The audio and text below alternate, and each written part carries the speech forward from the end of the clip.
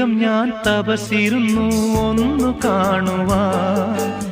കഴിഞ്ഞ കാലം കൊഴിഞ്ഞ സുമം പൂത്തുവിടർന്നു.